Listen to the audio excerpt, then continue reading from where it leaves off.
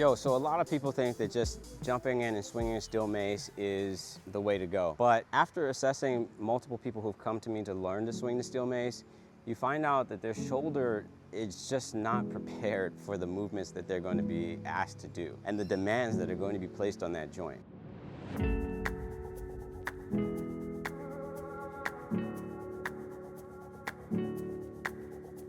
Now, I like to start with finding out what someone's ability to externally and internally rotate the shoulder joint is, and then also what their overhead range of motion is like. Those three things tell me a lot about what the potential ability for this person to swing the tool and what the potential of injury might be for that person if they just jumped right in and grabbed a tool and started swinging it. Now, a lot of people get away with swinging the tool for years without any issue.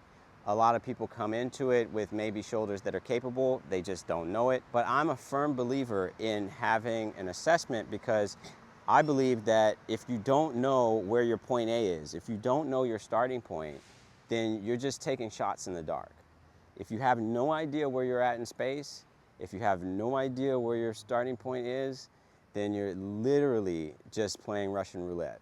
So I like to give people that understanding from the beginning and say, hey, look, we're trying to protect you over the long haul. And if you want to swing this tool and you want to play around and you want to play in those spaces for long periods of time and you want longevity, then I suggest we do all of these other things alongside of learning to swing the tool. Now, the very first exercise or the very first thing that I like to kind of do for overhead range of motion, because we're not going to address the external and internal rotation. Although external and internal rotation are the areas that I would prioritize, this video is going to be more focused on the overhead range of motion aspect. External rotation is a part of improving overhead range of motion. However, if you are just looking for the overhead range of motion portion, this is a great place to start. So the very first setup that I like to utilize is one that is quite familiar in yoga, and that is the child's pose. Child's pose is a very easy pose to get into.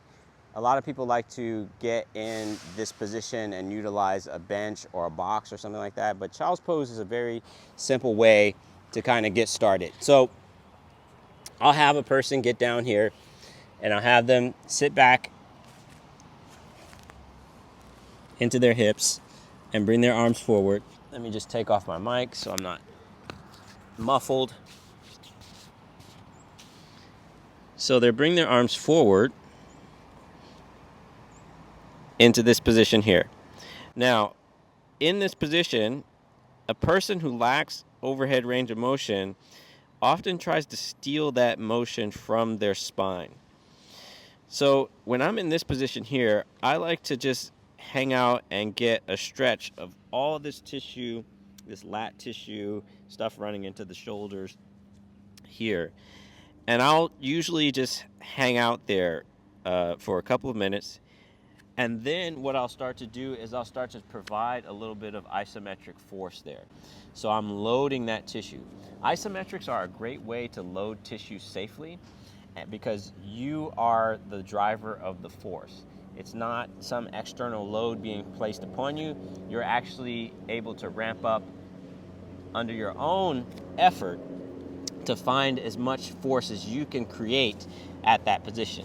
So I will slowly start to drive down, and what a lot of people will do is they'll use both arms to drive down at the same time.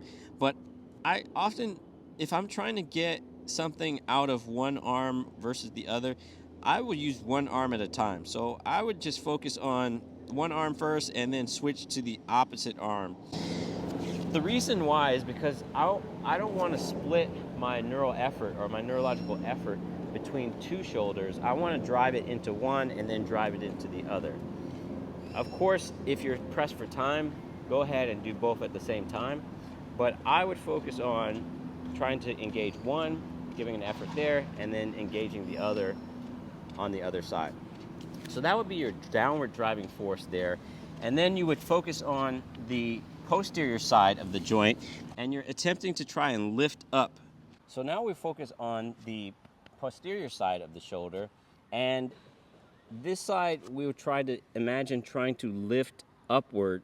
So engaging all the stuff on the back side of the shoulder that would help us lift up.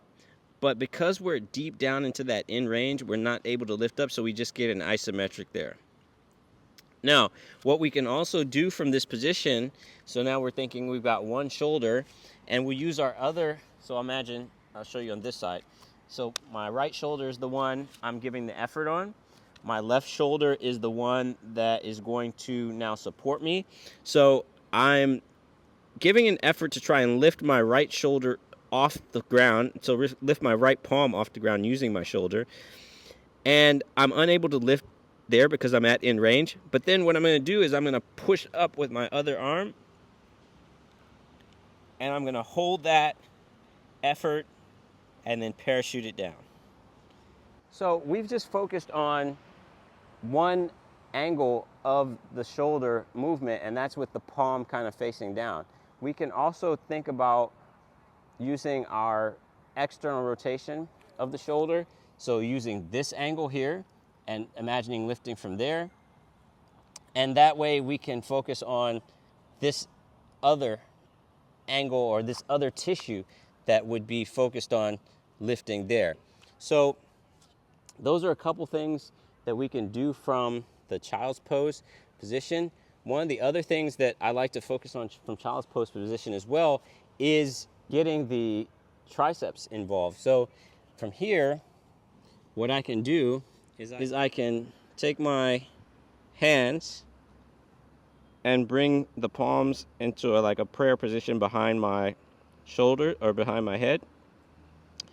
And in this position here, I'm getting a stretch of the triceps now. So that changed the whole focus of the movement. So we've gone from overhead shoulder range of motion to now we're in overhead shoulder range of motion, but we're also now focusing on the demands on the triceps. And so our triceps are at length now as it relates to the shoulder joint. And from here, this looks similar to the position we would be in on the backswing of the mace. So what I will do here is I will hang out, let those triceps chill, kind of breathe through that stretch. And then I'll also do the same thing. I'll start to drive down using the shoulders. So once again, this is the shoulders as it relates to the triceps. And I'll drive down here. Okay? And then I'll do the reverse, opposite, and I'll imagine trying to pull upward using the shoulder stuff to try and pull my elbows off the floor. And obviously that's not going to happen, like I said, because you're at in range, and also because it would be impossible to pull your shoulder, your elbows off the floor with your head and everything else laying on the floor. Now, those are a couple of ways that we can focus on the shoulder with regards to the steel mace swing, and also focus on the triceps as it relates to the shoulder, right? Because there's two parts of the experience of the swinging of the steel mace when it comes to that motion. It's this tissue and how it relates to being on stretch here, but there's also the relationship of the tissue of the tricep at the elbow joint. So the load that's being placed on the joint at the elbow itself. But that's a totally different video for another day, because once again, that is elbow as opposed to shoulder related or shoulder focused effort. Finally, I would finish that off with a set of shoulder cars, because that helps me kind of just explore the joint itself after I've done a little bit of work on the tissues of that joint. So we've worked on overhead range of motion. So if we go through our shoulder cars, we come into adduction, we come up into this overhead range of motion. Now we're in that space that we just worked, and we're in here, and now we can focus on what is the shoulder doing in this position, right? Because we've been on the ground and we now have engaged this posterior shoulder stuff. And so since we've engaged that, now we feel that as we come into this part of our shoulder car. Then we run through our internal rotation, into extension, and then we just reverse that, come all the way back through, overhead, and returning back to the beginning. Okay, so that's just a way in which we can kind of take our shoulder and prep it for being better at swinging a steel mace. We can prepare our shoulders by doing some isometrics at end range. We can do a variety of different other exercises and things to work on eccentric loading, or a variety of different movements and challenges in order to train and strengthen the shoulder joint in those ranges. Because once we do the steel mace swing, we're now moving from a more controlled environment to a more dynamic movement, right? So remember, you have so many people who focus on these movements and these exercises, and they see the exercise as the tool to improve themselves. But sometimes we have to take even further steps back, right? We can see the exercise not just as the exercise, but we can see the exercise as the end point, right? So the dynamic exercise of steel mace swinging, people use steel mace swings to compete. They compete at swinging this tool. So then once you compete at swinging the tool, it's now a sport. So it's now like you're playing football, you're playing baseball, you're playing whatever the thing is, it's become the sport. So now that it's become the sport, it's become the thing that you want to do.